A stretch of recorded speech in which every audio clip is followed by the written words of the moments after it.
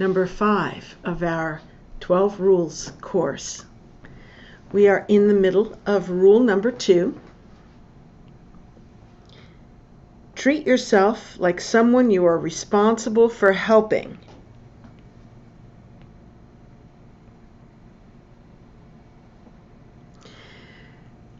A quick recap of where we have already studied.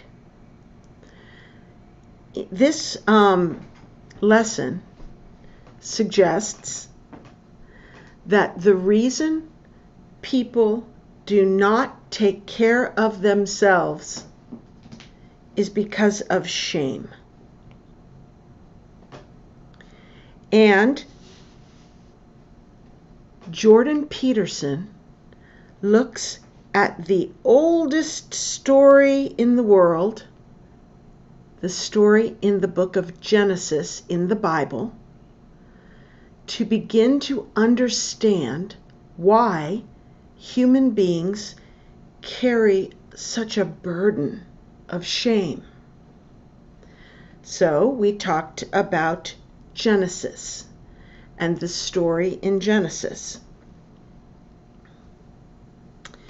Then on the last lesson, we spoke of chaos and order, and how chaos is connected to the feminine and order is connected to the male. And they are a little like the yin and the yang. I thought I was going to give you a yin and a yang there. One moment. They are a little like the yin and the yang. And as you can see from this picture, you have half white, which is representing order, and half black, representing chaos. And in each of the two areas, you have a dot of the opposite color, showing that there is no area so ordered that chaos cannot come into it, and there is no area so black that there is not the possibility of order. Today, we are going to look a little more deeply into that concept. Last lesson, we also saw that a big aspect of chaos for men is the rejection by females. So the fact that women are choosy, maters, is a source of chaos to men.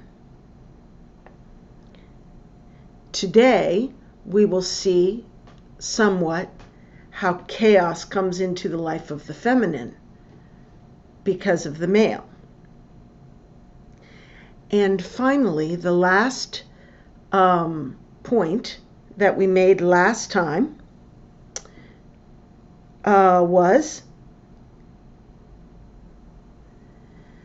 that this dichotomy between the known and the unknown is so deep within the psyche of mankind that it actually is revealed in the morphology of the brain. The fact that the brain has two hemispheres physically, and that one of them deals more with the unexplored and not understood, and the other deals more with the routine, orderly, and understood. This shows that the perception of order and chaos goes so far back as to have influenced the very morphological development of our brains. Today, we are going to look more deeply into the stories of Genesis chapters 2 through 11, beginning with the Garden of Eden. So, you remember that there are 2 stories of creation in the Bible. The first one, the 7 days of creation, is a more recent story according to Jordan Peterson. The second story of creation is more ancient. That is the one we are going to look more into. One moment.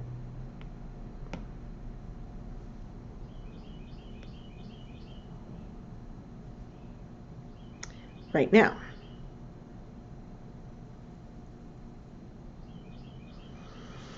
Okay.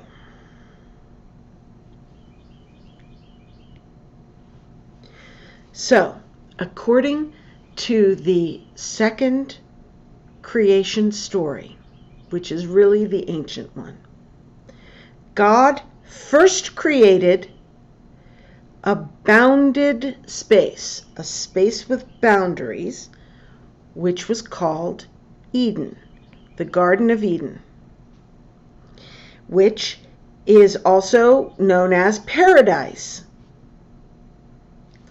And God put Adam, the first man, into this garden, which was full of all sorts of fruit-bearing trees.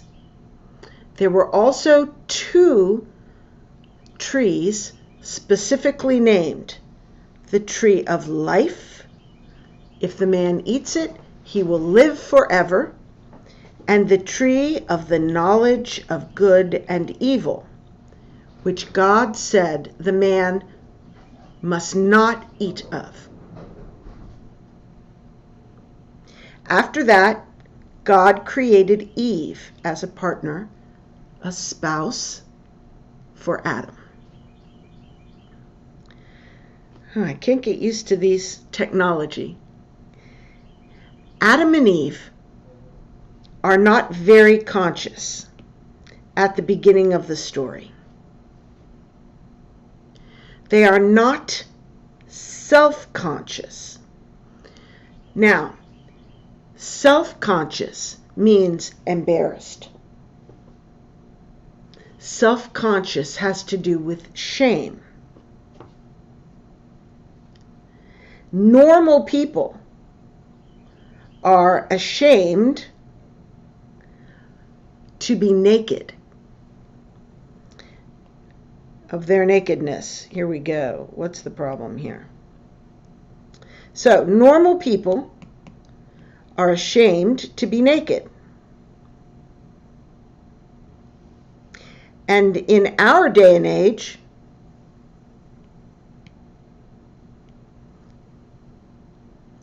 the only people who are not ashamed to be naked are little children who are not yet fully aware.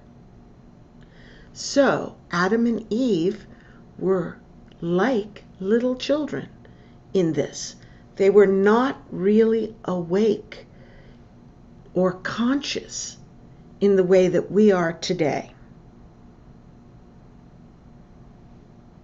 Now, in the 3rd chapter of Genesis, a serpent appears. Can you read that? Yes. A snake. God only knows why he allowed. Why is this happening? Hold on. He allowed a snake into the garden.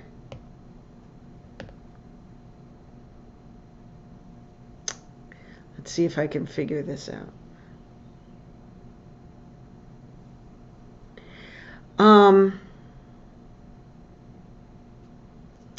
Paradise served as the habitable order, and the serpent played the role of chaos. So paradise was the white space, and the serpent was the black dot.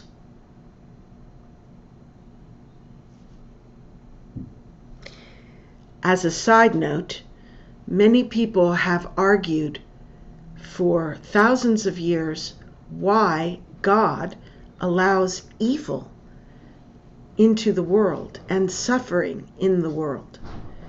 Jordan Peterson makes a comment, a side comment about this. He says, "It just does not appear possible, even for God, to make a bounded space completely protected from the outside. Not in the real world, with its necessary limitations, surrounded by the transcendent." The outside chaos always comes in, sneaks into the inside, because nothing can be completely walled off from the rest of reality. Nothing can be completely protected from the rest of reality, which for us is chaos. It is the unknown. So, even in the ultimate safe spaces, there was a snake in this early story.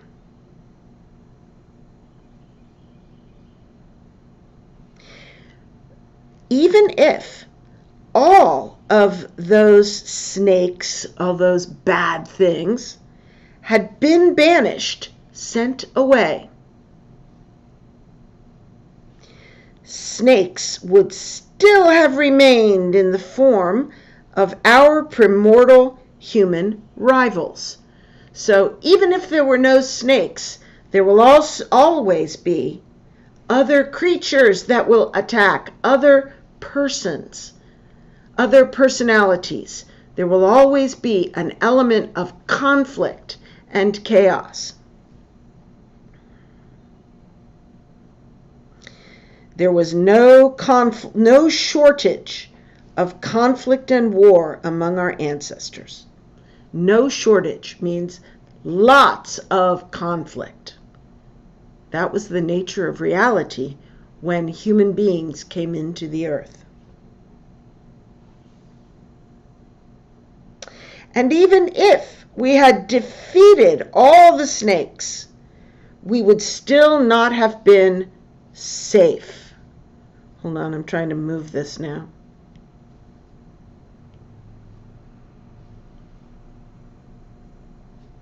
Even if we had defeated all the snakes, we would still not be safe. And here is a key line. Because we have seen the enemy, and he is us. The evil is inside of human beings. The snake inhabits each of our souls. This is the reason, as far as I can tell, says Jordan Peterson, for the strange Christian insistence that the snake in the garden was Satan, the spirit of evil himself. So the snake wasn't just a snake, it was the principle of evil, which is in paradise, in the creation of God, the safe space, the orderly area. There is evil. And the evil is within us, and it is Satan. Jordan Peterson goes on to say, the importance of this symbolic identification is staggering in brilliance and can hardly be overstated. It is through such millennia-long exercise of imagination that the idea of abstract moral concepts developed.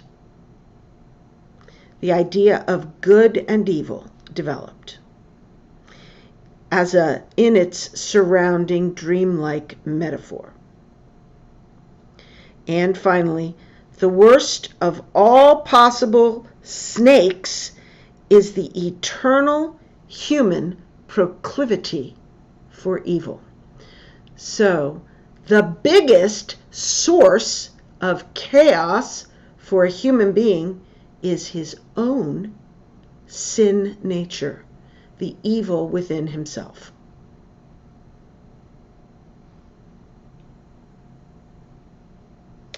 The worst of all possible snakes is psychological, spiritual, personal, internal. And no walls will keep that out.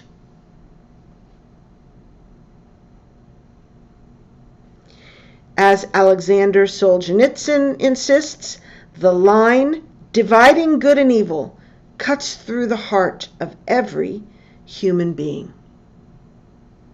Think for a moment, again, about, if I can get the yin and yang back, the line between good and evil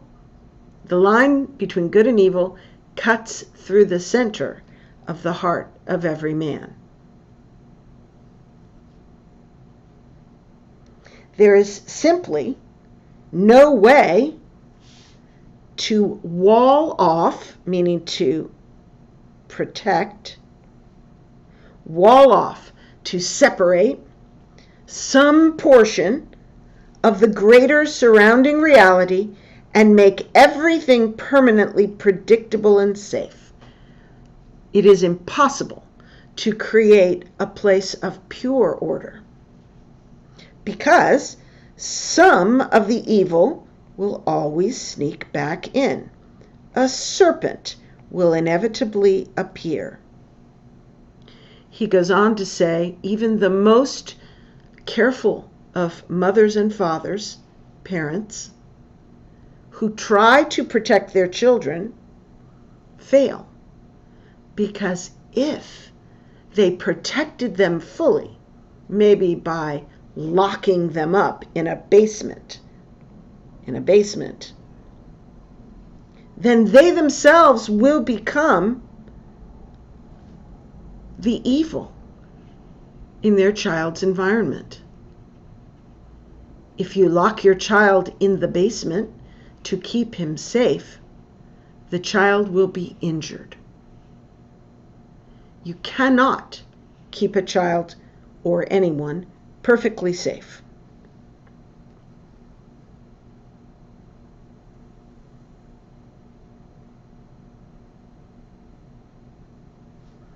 He also points out it is better to render beings in your care competent rather than to protect them.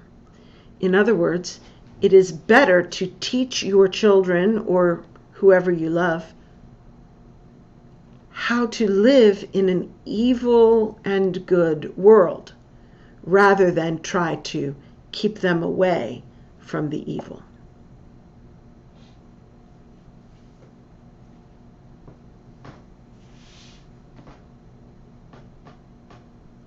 If you try to protect them, you will make them permanently infants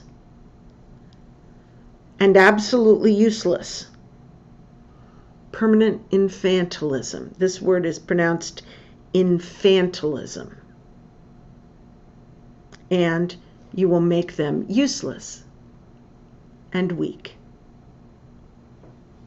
And then finally, maybe God thought his new creation would be able to handle the serpent, to overcome him.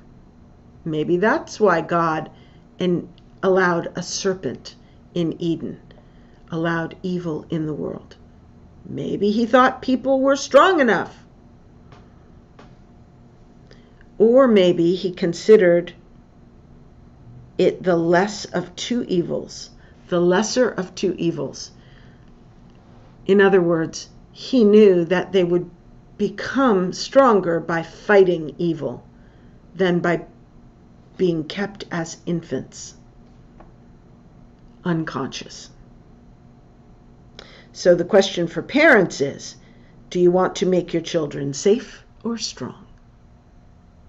Much better to make them strong.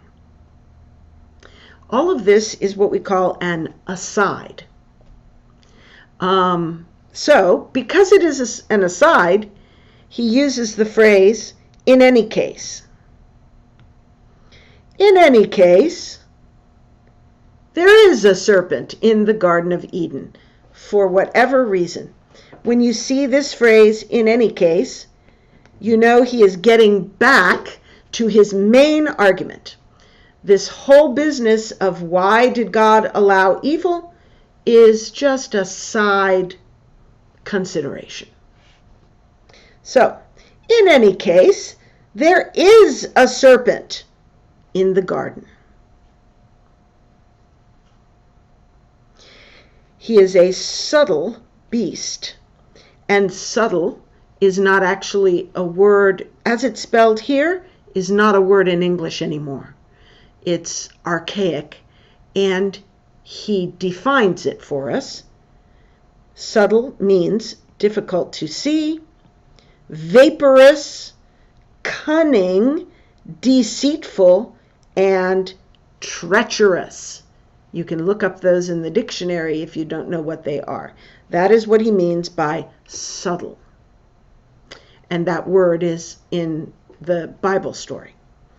So, next question. Why in the story is Eve the one who must deal with him, not Adam? Jordan Peterson makes some suggestions. It is not important, like a doctrine of faith, but he gives some ideas, maybe this, maybe that. So, maybe it was chance, 50-50 chance. 50-50 chance it could have been Adam, 50-50 chance it could have been Eve. But Jordan Peterson points out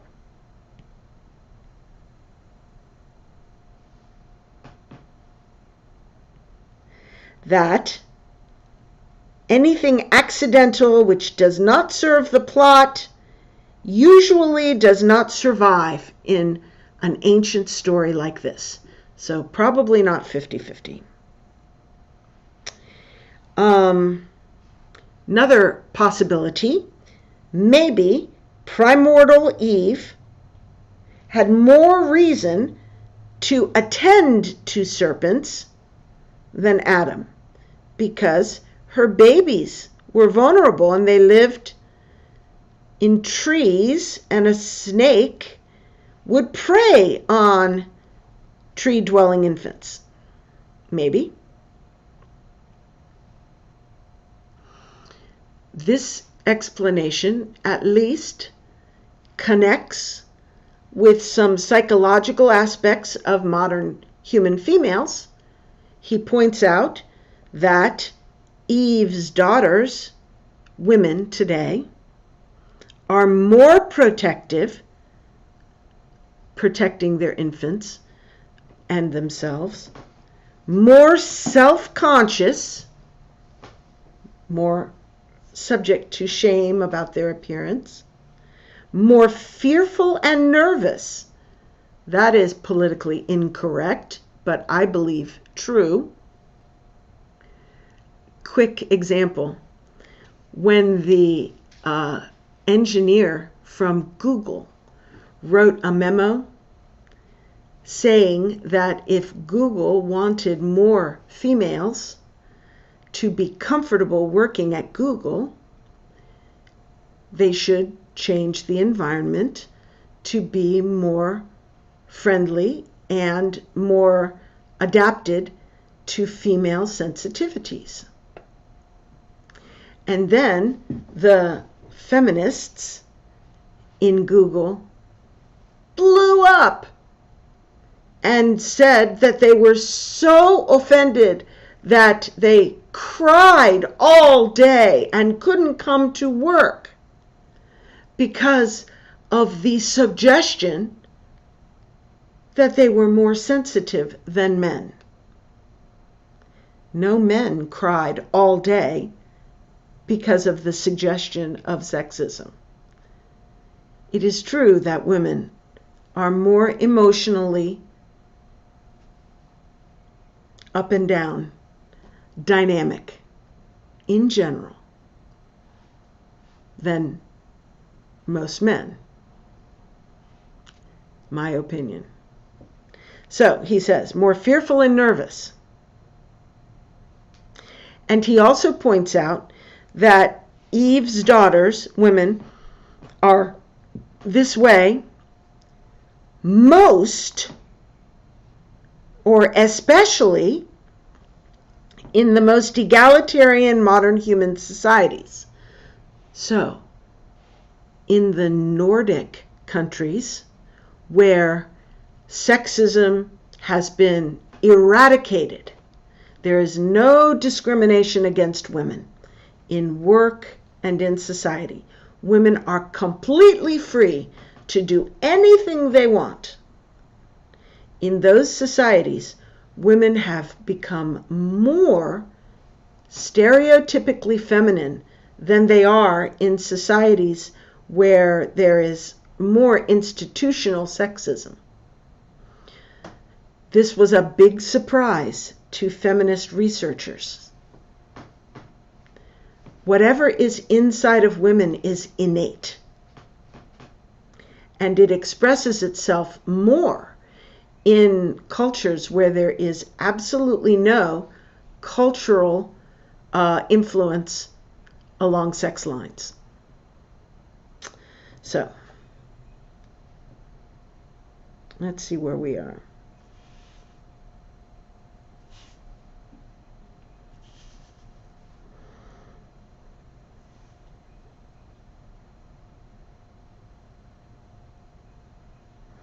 Okay, so again, we're back to this phrase, in any case. Let me get it again. Because what just came was, again, an aside. All about the women and Eve, and why was it Eve, not Adam? All of that is not his main argument. So now we're back to, in any case, the serpent tells Eve that if she eats the forbidden fruit, she won't die. Instead, her eyes will be opened. This is a metaphor for coming awake. She will become like God, knowing good from evil. Of course, the serpent doesn't let her know that she will be like God only in that one way, knowing good from evil. But he is a serpent after all. We cannot trust him to be benevolent. He is tricking Eve by telling her only a small part of the truth. And being human, that means since she is human and since she wanted to know more, she decided to eat the fruit, and poof, just like that, she wakes up. She's conscious. She is self-conscious for the first time.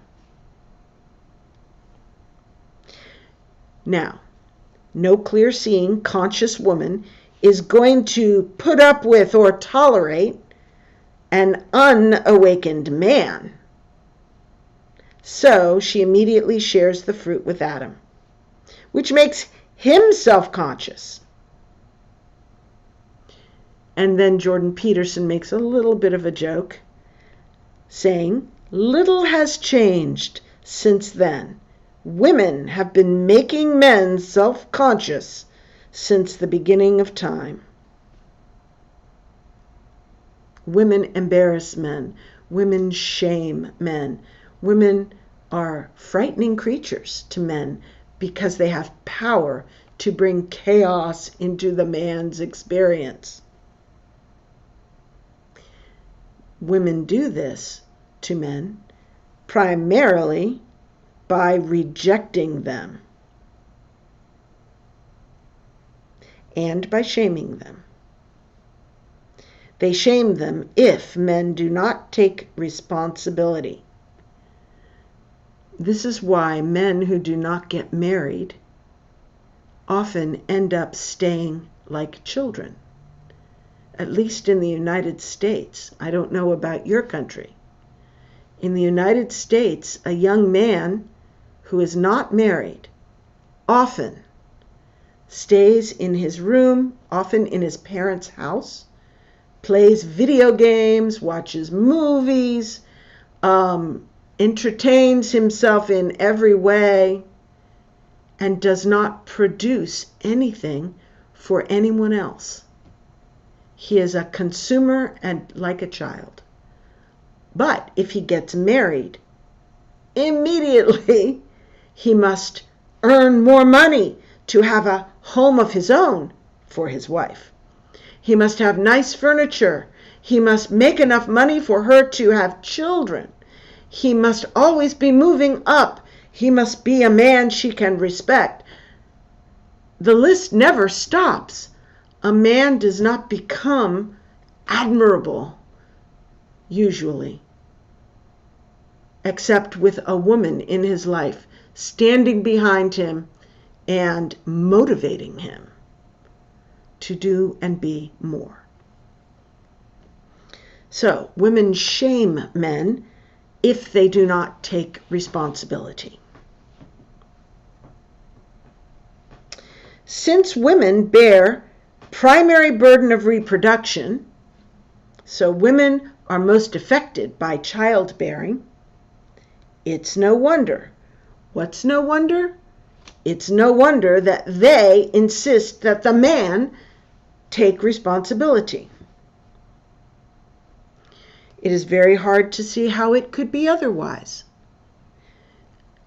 There's no other way it can work. The capacity of women to shame men and render them self-conscious is still to this day a primal force of nature. So it's not a bad thing. Now, you may ask, hold on, what in the world have snakes got to do with vision? So here we have another sort of aside talking about what might be important. He talks about how early man was small and lived in trees, and you have to be able to see a snake or it will get you, it will bite you. He talks about how we have developed evolutionarily crazy sharp vision, better than other animals. Also, that we can see colors like red, which enabled us to see fruit. So this whole paragraph talks about snakes and vision.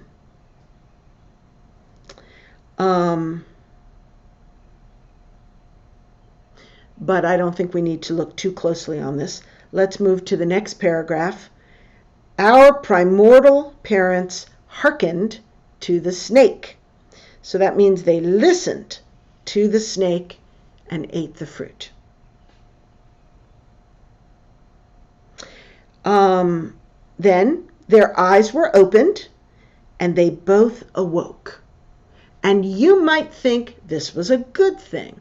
It actually has been argued throughout history that maybe it was a good thing. It was called the happy sin of Adam, because it ultimately brought us to the point where we could see good and evil, and ultimately when Jesus Christ came and saved us, now the plan is on track. So you might think, as Eve initially did, that this would be a good thing. Sometimes, however, half a gift is worse than no gift at all. So, Adam and Eve wake up, but only to discover some terrible things. So now we have a list of the negative consequences of this awakening.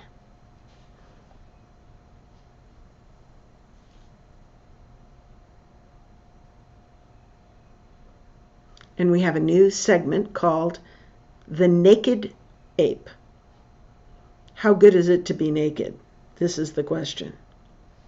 Okay, in the first paragraph, Jordan talks about how his son discovered he was naked before the age of 3 and began to learn to dress himself, and he would hide in the bathroom with the door locked when he had to use the bathroom. And nobody told the boy he was naked and should protect himself. It was innate. Okay? The discovery was his own realization. It was built in. It was innate. Next paragraph. What does it mean to know yourself to be naked? This is a deep-seated psychological category in our minds. People have dreams in which they are naked in front of people, and these are nightmares. So, let's see. I have to find where I am.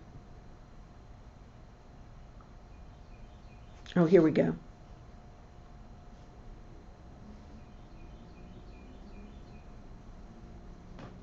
Okay, naked means you are vulnerable, easily damaged. Vulnerable means easily damaged. Naked means that you are subject to judgment for beauty and health. In Nazi Germany, they stripped the Jews naked and made them walk in front of a doctor who would look at them and decide whether they were strong and healthy enough to live or not strong and healthy, go to the other side, straight to death. So you are subject to judgment. This is why many women don't like to go to the beach, because the bathing suit makes you feel naked, and then people can judge your beauty. And if you are not beautiful enough, then you are ashamed, and there's chaos. Terrible. Naked means unprotected and unarmed in the jungle of nature and man. This is why Adam and Eve became ashamed immediately after their eyes were opened. They knew they were naked. They could see, and the first thing they saw was themselves. It was like a mirror, seeing yourself for the first time. Their faults stood out. You can see it first, the faults. How many women do you know who are beautiful, but they can see one little fault? Maybe they have a mole or a freckle, or maybe they think their nose is a little bit too long. One little fault, and that's all they could see. Their vulnerability was on display. Unlike other mammals, whose vulnerable belly is protected by the way they walk, man walks upright with his vulnerable parts presented to the world. And worse was to come. Worse than being naked. Let's find out what that is. Oops.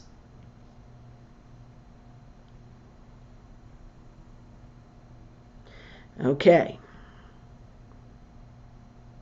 After they saw they were naked, they covered themselves with leaves to protect their ego, and then they skittered off and hid. Skittered off means ran, but it is a word used for insects. It is a word used for cockroaches. It is a very contemptible form of running away. They ran away and hid.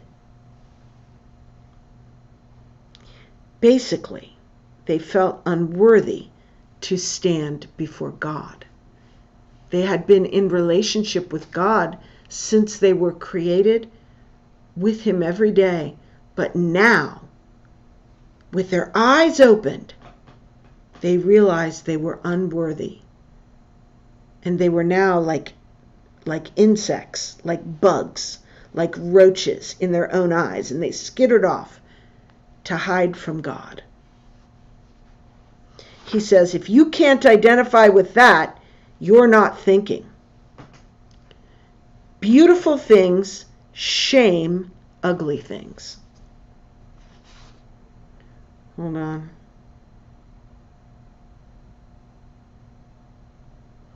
I keep losing where I am. Oh, here I am. Beautiful things shame ugly things. I can feel perfectly fine about myself until I see another woman my age or older who is more beautiful than I, and then I feel embarrassed. Strength shames the weak. Death shames the living. And the ideal shames us all.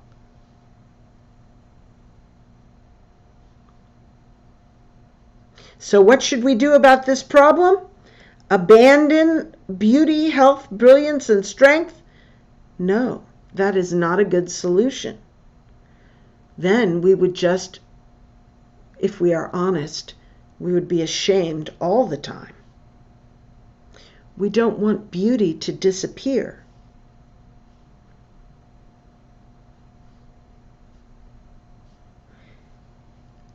We love beauty and strength and goodness, but it makes us feel bad. This is the price we pay to be able to, we pay for aim, achievement, and ambition. We aspire to be more beautiful, more successful, and to feel less ashamed. For this possibility of improvement, we pay the cost of this feeling of shame.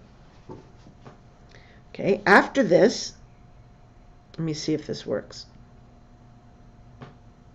In the next part of the story,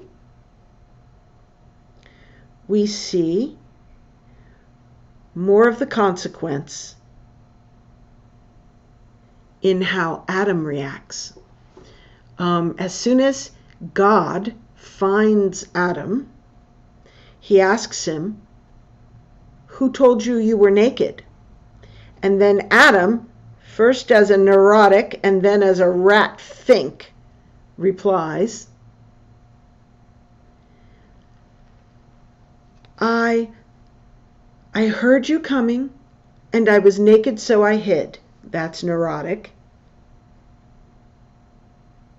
And then, when asked, who told you you were naked, he says, Eve told me. He blames Eve. So he's neurotic and betrays his wife. He has become weak and contemptible from her perspective. And, of course, they are afraid to walk with God. The first woman made the first man self-conscious and resentful. Then the first man blamed the woman.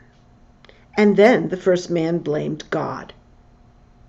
The woman you gave me, God, caused me to do this. This is the result in Adam's personality. It says, this is how every spurned male feels to this day. First, he feels small in front of the potential object of his love. After she denigrates his reproductive suitability. So when a woman says no to a man, he feels small. Then he curses God for making her so bitchy and himself so useless. And for making all of reality so deeply flawed. Why is the world like this?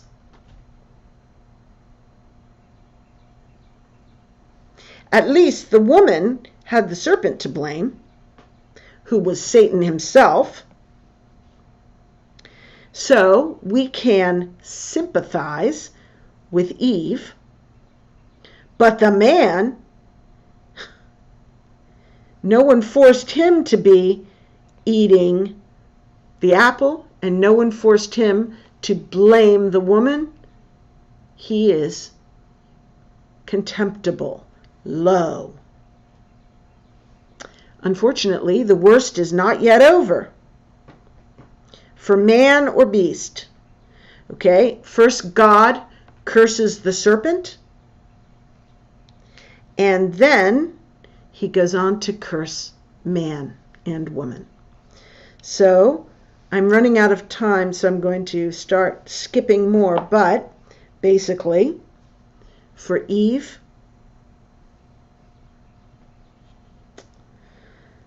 she will now bring forth children in sorrow, and what's even worse, she will desire an unworthy, resentful man who will lord it over her permanently.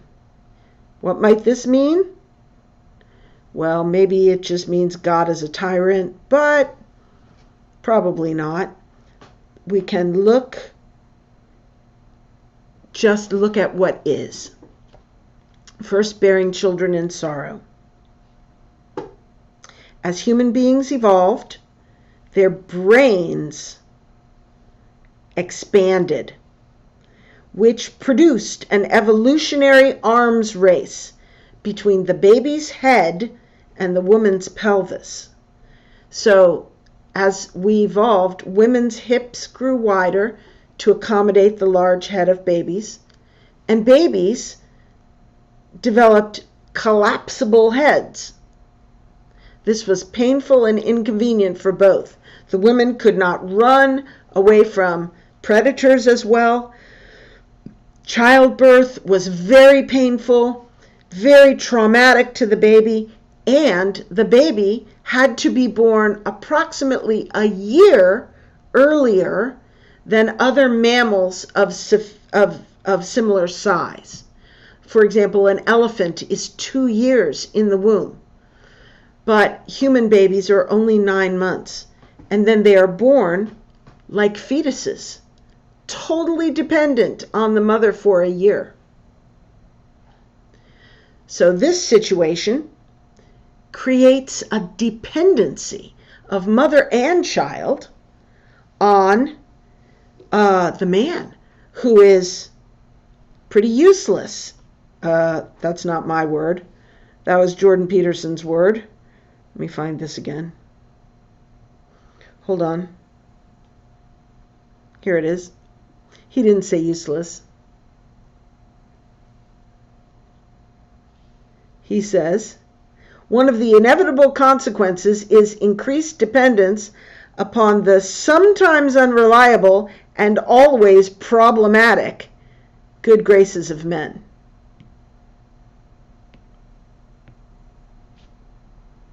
So Eve is dependent on this problematic man. And then man also is cursed. He, hold on.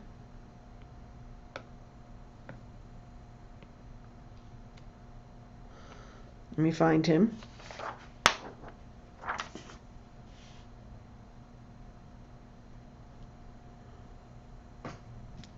Darn, I'm having trouble here.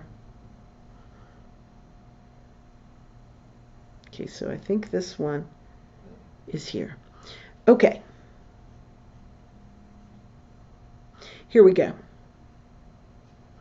Man, because you attended to the woman, your eyes have been opened. Your godlike vision, granted to you by the snake, allows you to see into the future. And those who see into the future see trouble coming. Man can look into the future and see that he is going to starve if he doesn't grow crops, that he is going to be killed if he doesn't make weapons to protect himself, that he is going to be cold and die if he doesn't build a warm house. In the Garden of Eden, everything was taken care of by God, just like for a small child.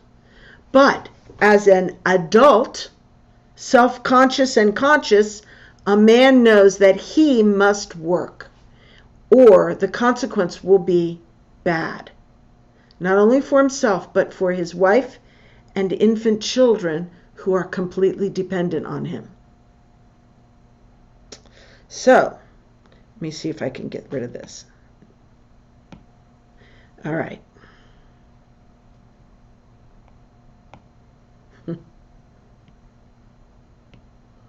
Okay.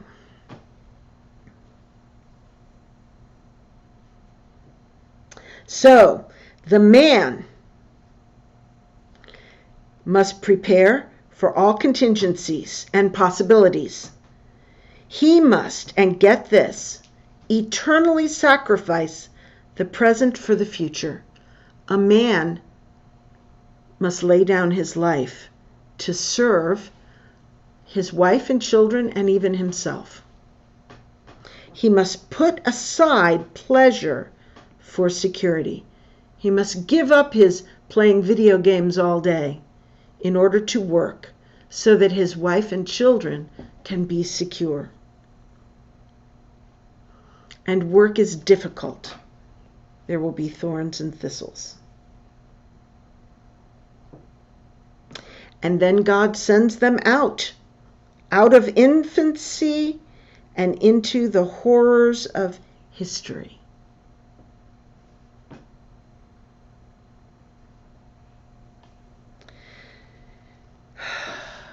So we return to our original query, our original question. Hold on. Why would someone buy medicine for his dog, but not for himself? And now we have the answer, derived from one of the most foundational texts of mankind.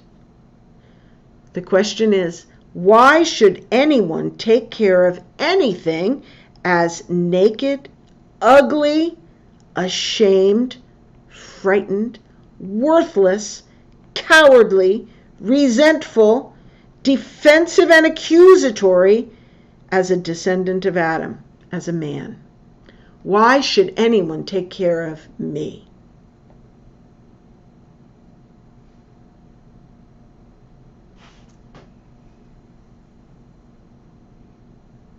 Now, everything we have spoken of before is a generalization. It could apply to any person, but you yourself know yourself. You know more about yourself than anyone else. You know the full range of your own secret sins, secret transgressions, secret bad things, your insufficiency, where you're not enough and not good enough, your inadequacy. No one knows it better than you. And no one has more reason to hold you in contempt, to see you as pathetic, than yourself. You can punish yourself for being pathetic, but your dog doesn't deserve to be punished. He deserves to be cared for because he's innocent. But you yourself, knowing yourself, maybe you think you're not deserving.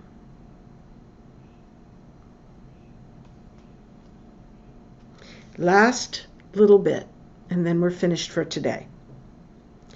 If you are not yet convinced, let us consider another vital issue. So next week we'll consider another vital issue, good and evil. And then he sums up what we have already studied today. Order, chaos, life, death, sin, vision, work, and suffering. All of that is not enough for the authors of Genesis, nor for humanity. The story will continue with all of its catastrophe and tragedy. And the people involved, meaning us, must contend with yet another painful awakening. We are next fated to contemplate morality itself. So beginning next week, we will look at good and evil. Stay tuned. See you later.